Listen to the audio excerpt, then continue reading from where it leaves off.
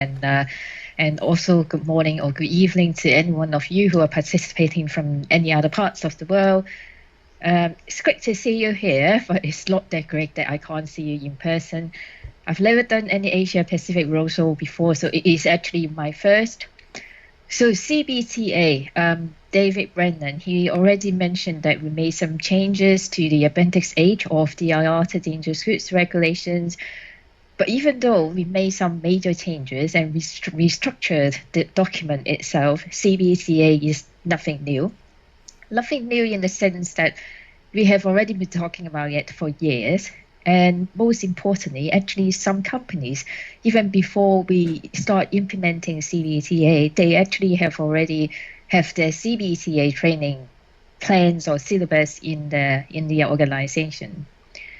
So going back to the regulations themselves, CBTA, it has already been in the ICAO technical instructions since the beginning of 2021. So it's in the current edition of the technical instructions. And like I said, we already had some information, some guidance on CBTA in the IATA dangerous goods regulations for some years. But this year, we always talk about having some major changes. To me, I would say it's a major upgrade. So the message is clearer. The content is it's richer, and we also include some flowcharts, some diagrams, some illustrations to help people to understand better, to grasp the idea even better. So now let's take a look at the actual major changes that we have made. And this is how it looks like. So as you can see, we added some more flowcharts here, so as to give people a better idea on what exactly they should be following, what kind of input and output that they can be expecting. We also add in some definitions. So these definitions are all related to, for training, dangerous goods training, so it's related to CBTA implementation.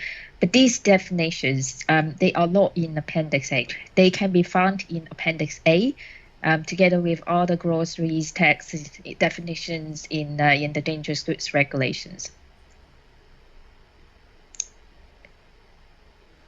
As for the significant changes that I have been talking about, having some major changes, so here they are. The significant changes, the first one, we clarified the differences between a training program and training course. We find that the definitions are very much later for these two terms. The reason is we observed that many people actually got confused with it. They actually thought that the two terms can be interchangeable, referring to the same thing. But the fact is, training program is more on the end-to-end process. So it starts from where you do your training needs analysis. You go through the process of developing and including the plans itself, as well as the actual training materials themselves. And lastly, you also do the evaluation, which is to understand the effectiveness of the training program, identify any gaps to be addressed. On the other hand, training course, it is just one single event. So in CBTA, the idea is to have multiple training events that you can follow, and training course, it should be just one of them. So traditionally, in the old days, when we are still following the DG category training framework, then it would be more like a classroom training or online e-learning training. So that is the kind of training course that you can be expecting. So these are the two differences of these two terms. The next one, we also explained the role of designers and assessors. They are not new. So designers and assessors, they are already in CBTA all this time. Just that in our previous guidance document, we didn't put too much of focus on these two roles. But these two roles are in fact very critical for the implementation of CBTA. Designers, they are the ones that design the training and assessment plans. So without these training and assessment plans, you basically would get lost on what you should be doing, what kind of assessment tools that you should be having, or the kind of training syllabus that you should consider. So they actually set the blueprint of the entire implementation of CBTA. And then the assessor, because like I said, the training program, the last step to do is to evaluate the effectiveness of the training program. So that is the job of these assessors. They collect the feedbacks from all parties involved in this training process. It can be the employees, the trainees, the instructors, other training and assessment personnel.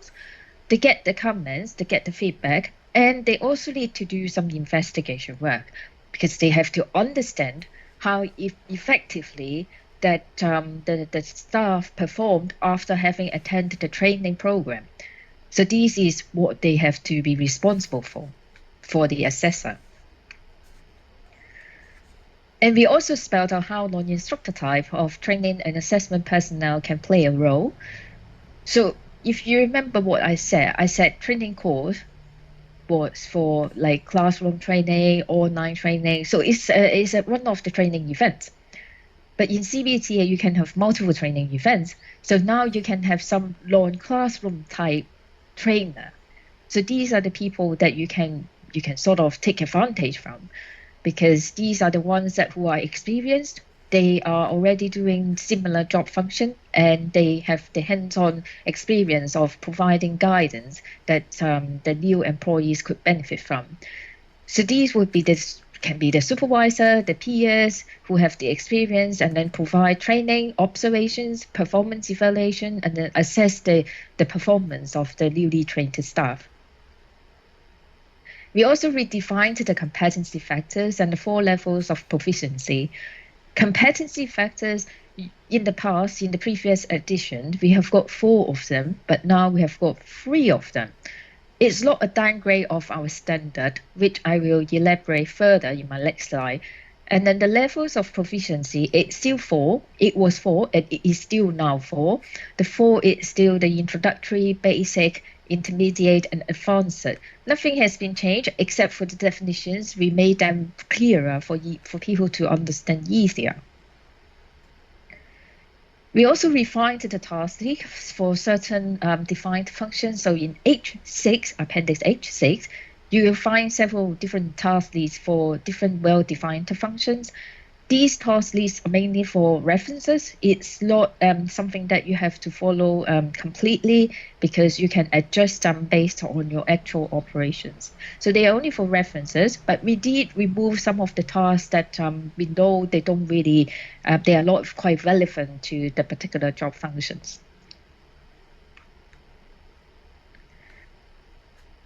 So competency-based training and assessment, of course, the most important thing, the essence of it, is to enable the personnel to become competent to perform the assigned functions that they have got. One of the key things here is to develop the competency factors of personnel. So here are the competency factors: knowledge, skills, attitudes. Knowledge is what someone needs to know, someone that can learn from throughout the learning process. They need to have the information so as to understand what they need to do. So taking an example, shippers, they need to prepare their own shipper's declaration.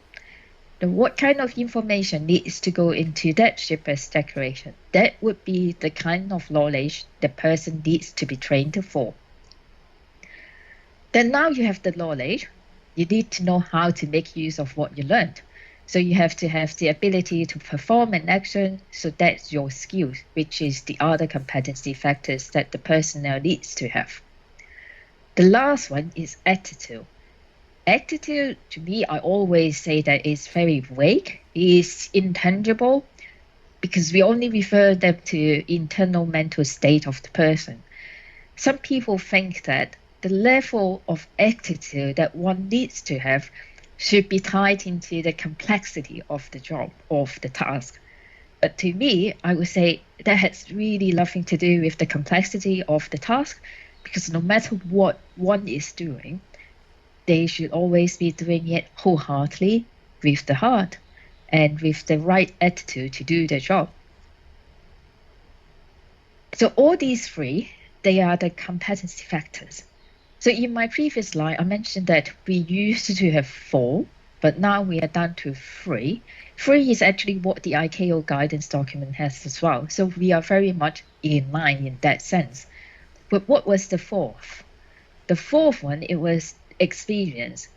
I'm not saying that experience is not important and important when we drop that from the 4 competency factors. We do consider that experience is important. The reason why we removed it from the core competency factors is that we think it is more reasonable to keep it down to 3, because imagine that you are trying to group your personnel and to develop this CBTA program. It is going to be very challenging for grouping different types of people by the level of experience that they have got. Of course, it is good that you can do it, but some people would consider that if we put it as one of the core competency factors, then it must be something that they need to follow, which is not quite true. So we still have this element of experience, but not part of the core competency factors. Instead, it should always be something that you should take into consideration, especially when you're doing recurrent training program that you are trying to design for someone who already have experience, because the level of knowledge and the level of skills that these people should have should always be different from any of the new green staff. So, like I said, we used to have 4, we are down to 3, but we still have the 4th element.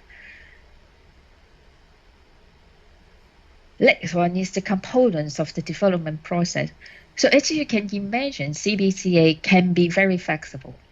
Can be very flexible in the sense that the company, they can customize things based on their own operation process, operational needs. Then they can tweak the program, tweak whatever that elements that they would like to include in their training program. But in terms of components, we would suggest the companies to, no matter how much you are altering your training program to fit your needs, you still make sure that you have the following components that I'm going to talk about here. The reason is for you to make sure that you are on track. You have got everything else in place, making sure that nothing has been missed. The first one is the training specification. The importance of the training specification is that it includes all the requirements that you have, all the needs that you should be addressed through this training program. The second one is the assessment plan and training plan. So this is the part that the designer comes in. They are the ones who understand the procedure, the workflow, the type of functions that the company has, and define the right tools, the right assessment tools, the best option of the training syllabus or modules that they should have. So these are the ones to be included in this assessment and training plan. Next one is, of course, now you have got the plan, then you develop the contents of it. So you have the training and assessment materials. That would be the contents to be used in the training programs, in all these different training events, as well as the assessments. Then, of course, you have to deliver the training. The employees, they will have to attend the training. The last one is the program report, and that is the thing that the assessor does. So the assessor will collect the feedback, and then they also need to do investigation. They have to find out if there's any gap between what the personnel is expected to achieve after the training and how they are actually achieving them. So you identify the gaps, you produce this report, and if necessary, you may need to go back and complete this process again. You revise your training program and adjust. So now let's have a look at the details of how it can be implemented or developed. So you have phase 1.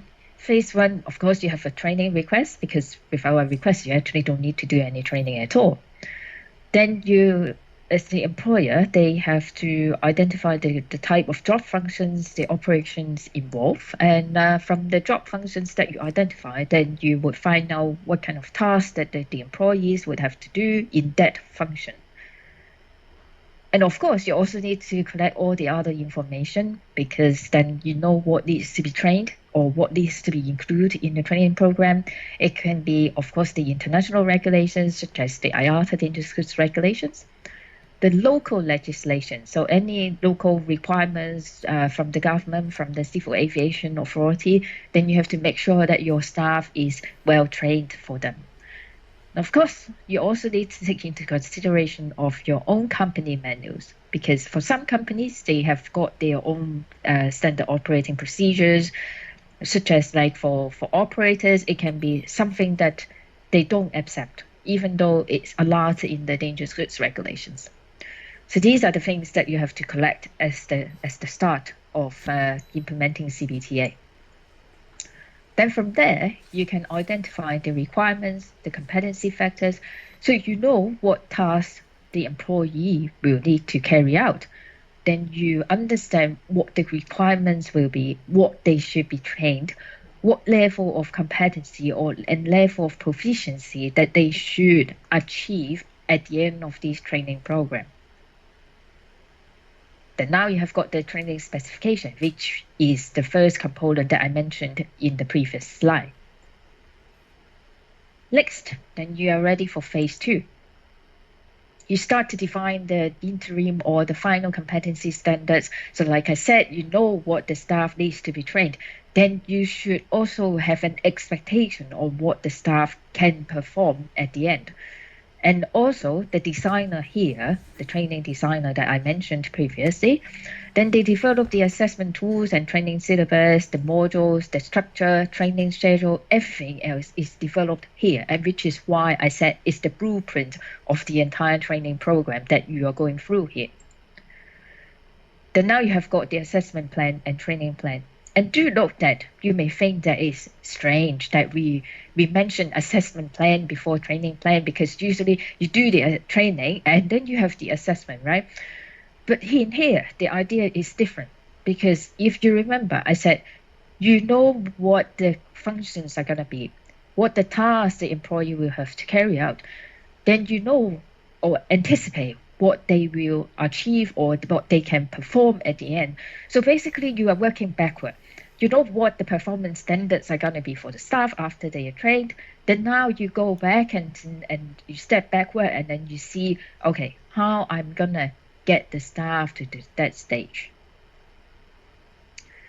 So now we get into the phase 3. The phase 3 is very straightforward. You just design the actual content based on the assessment and training plan that you already developed in phase 2.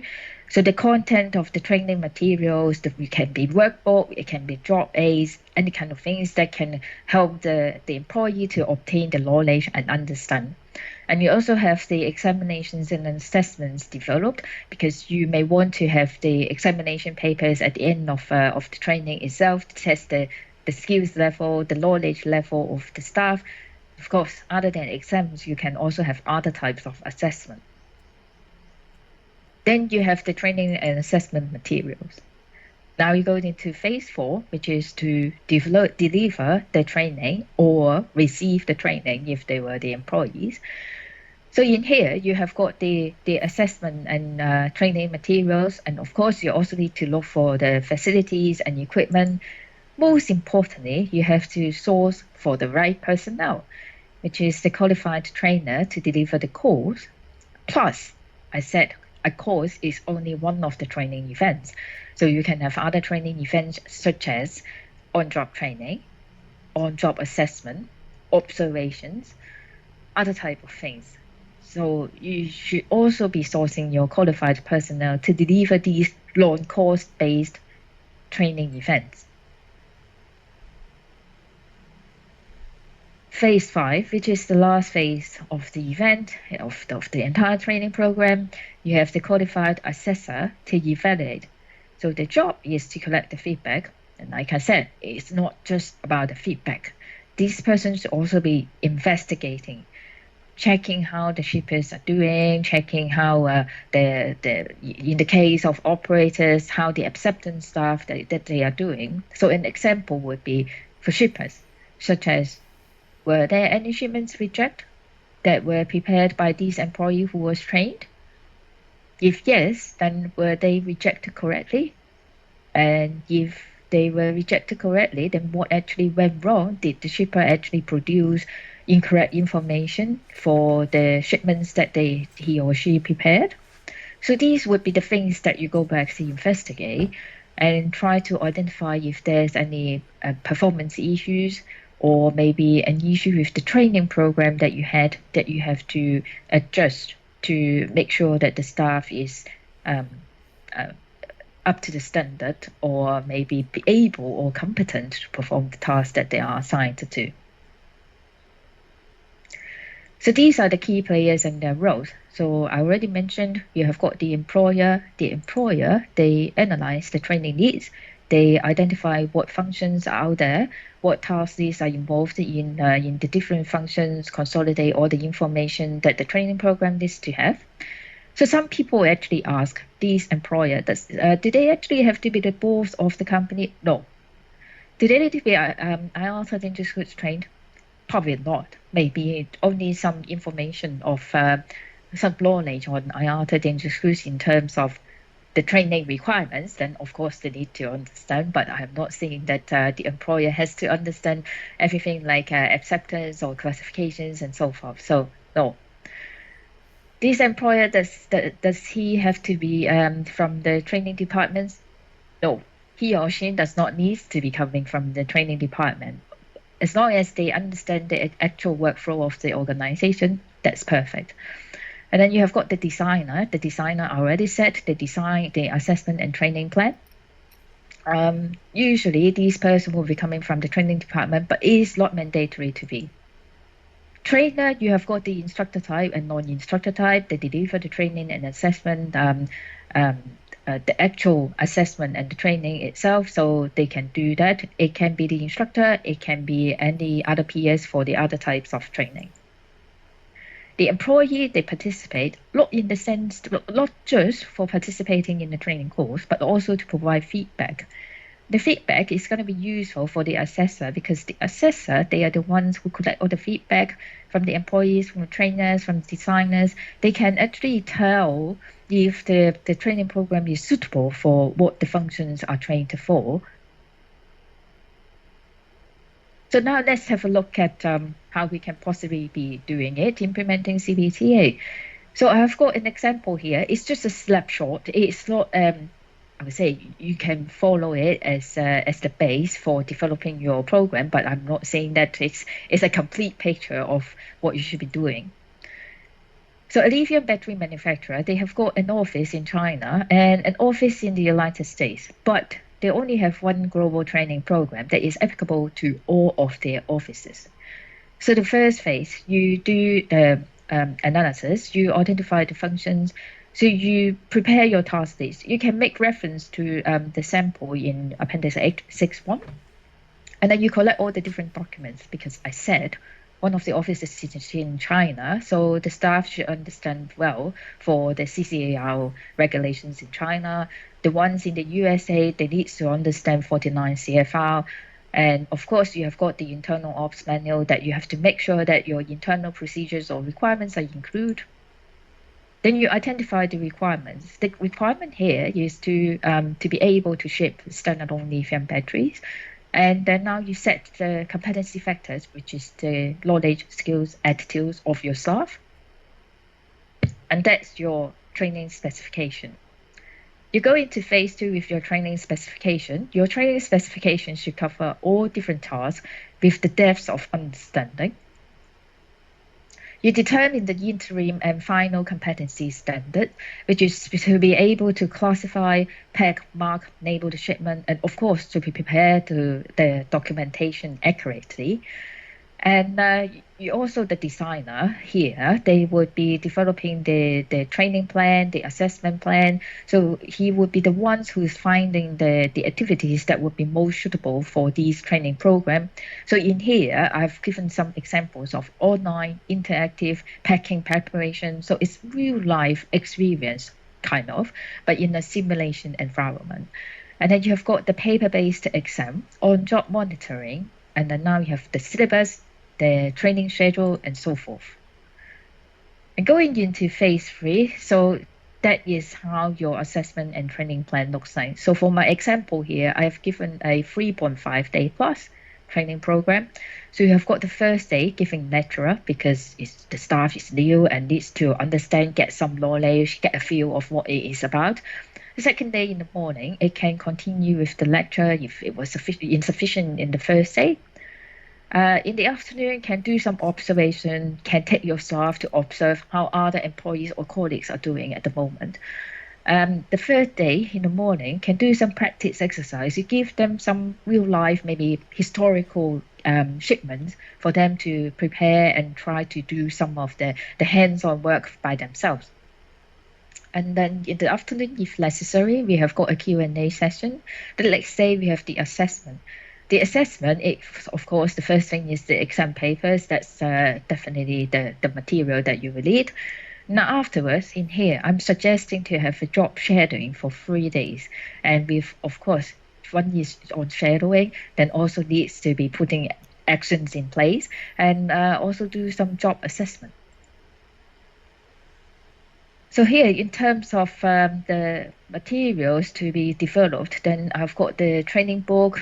The training book includes the basic information with focus on the lithium battery packing instructions, how to mark, how to pack, how to declare, make the documentation. Then the assessment tools, I have got the interactive practice exercise to be developed. And also I will have the assessment tools. So assessment tools, I've got the exam paper with the multiple choice, and I've got the practical exercises on marking and labeling as well. And for documentation checklists, I will also be developing checklists because I said I'll have the on-job assessment and on-job shadowing. So I will have to have some kind of checklist to make sure that, okay, tick, they can do this job, they can't do that one, and these needs improvement, something like that. So now I have got the training and assessment materials, then I need to source for a classroom because I also have practical exercise online. So I need to have the online practice platform. And of course, I also need to have the qualified trainer to help deliver the course. But like I said, I have the on-job assessments and on-job shadowing. So I need to have some experienced staff, peers, who are already in these similar functions that have the experience and can guide the staff through and evaluate their performance. And lastly, I've got the assessor for doing the evaluation. So like I said, can collect feedback and then develop some investigation work, going back and forth and then check how the personnel is doing in terms of the shipments that they are preparing, any rejections and things like that. So that's pretty much it in terms of the example. And all that I would like to emphasize is that CBTA is coming. People generally want to wait until the last minute of the end of the transition period. We are already 1 year before the end of the transition period. So it's really time to get yourself prepared and get started. And one last important message is that what we have in Appendix H is the guidance document. And the same case for the ICAO guidance document. They are guidance documents. So there's no legal binding on it. What most important is you should be checking with your local civil aviation authorities to see whether they have any specific requirements for you to follow. So that's it from me. Thank you very much. Right. Thank you, Candy, for the insightful sharing. So coming up next, we will have Yanif Sorani.